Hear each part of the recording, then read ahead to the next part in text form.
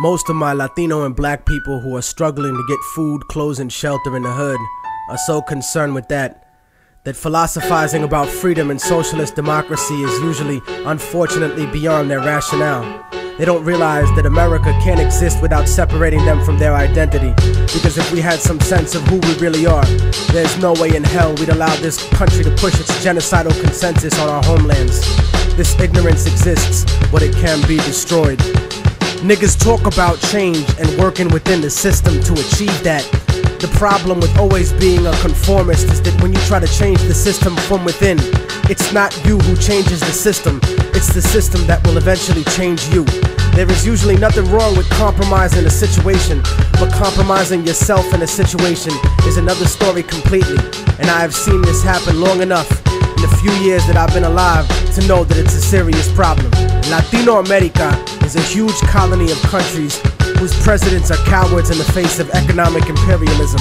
You see, third world countries are rich places, abundant in resources, and many of these countries have the capacity to feed their starving people and the children we always see digging for food and trash on commercials.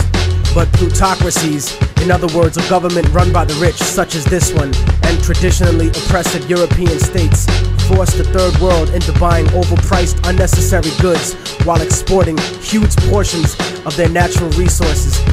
I'm quite sure that people will look upon my attitude and sentiments and look for hypocrisy and hatred in my words. But my revolution is born out of love for my people, not hatred for others. You see, most of Latinos are here because of the great inflation that was caused by American companies in Latin America. Aside from that, many are seeking a life away from the puppet democracies that were funded by the United States. Places like El Salvador, Guatemala, Peru, Colombia, Nicaragua, Ecuador, and la República Dominicana. And not just Spanish-speaking countries either, but Haiti and Jamaica as well. As different as we have been taught to look at each other by colonial society, we are in the same struggle. And until we realize that, we'll be fighting for scraps from the table of a system that has kept us subservient instead of being self-determined. And that's why we have no control over when the embargo will stop in Cuba or when the bombs will stop dropping in Vieques. But you see, here in America, the attitude that is fed to us is that outside of America, there live lesser people. Fuck them, let them fend for themselves. No, fuck you. They are you. No matter how much you want to dye your hair blonde and put fake eyes in, or follow an anorexic standard of beauty, or no matter how many diamonds you buy from people who exploit your own brutally to get them, no matter what kind of car you drive or what kind of fancy clothes you put on, you will never be them. They're always gonna look at you as nothing but a little monkey.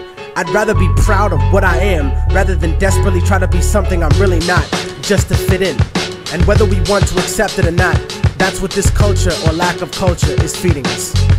I want a better life for my family and for my children, but it doesn't have to be at the expense of millions of lives in my homeland.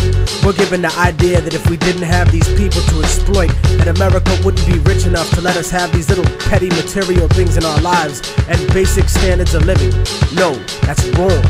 It's the business giants and the government officials who make all the real money. We have whatever they kick down to us. My enemy is not the average white man. It's not the kid down the block or the kids I see on the street. My enemy is the white man I don't see. The people in the White House, the corporate monopoly owners, fake liberal politicians. Those are my enemies. The generals of the armies that are mostly conservative. Those are the real motherfuckers that I need to bring it to. Not the poor, broke, country-ass soldier that's too stupid to know shit about the way things are set up. In fact, I have more in common with most working and middle-class white people than I do with most rich black and Latino people. As much as racism bleeds America, we need to understand that classism is the real issue. Many of us are in the same boat, and it's sinking, while these bougie motherfuckers ride on the luxury liner.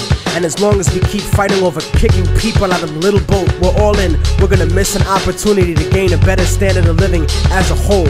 In other words, I don't want to escape the plantation.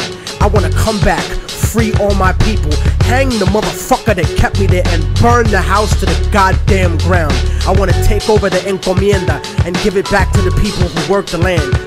You cannot change the past, but you can make the future. And anyone who tells you different is a fucking lethargic devil.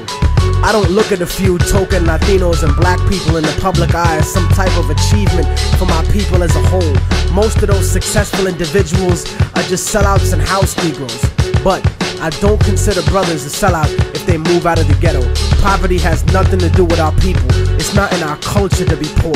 That's only been the last 500 years of our history. Look at the last 2,000 years of our existence and what we brought to the world in terms of science, mathematics, agriculture, and forms of government. You know, the idea of a confederation of provinces where one federal government controls the states? The Europeans who came to this country stole that idea from the Iroquois League. The idea of impeaching a ruler comes from an Aztec tradition. That's why Montezuma was stoned to death by his own people, because he represented the agenda of white Spaniards once he was captured, not the Aztec people who would become Mexicans. So in conclusion, I'm not gonna vote for anybody just because they black or Latino. They have to truly represent the community and represent what's good for all of us proletariat. Porque si no, entonces te mando pa'l carajo, cabrón, gusano, hijo de puta. Seramos libres pronto. ¡Viva la revolución! ¡Viva la revolución!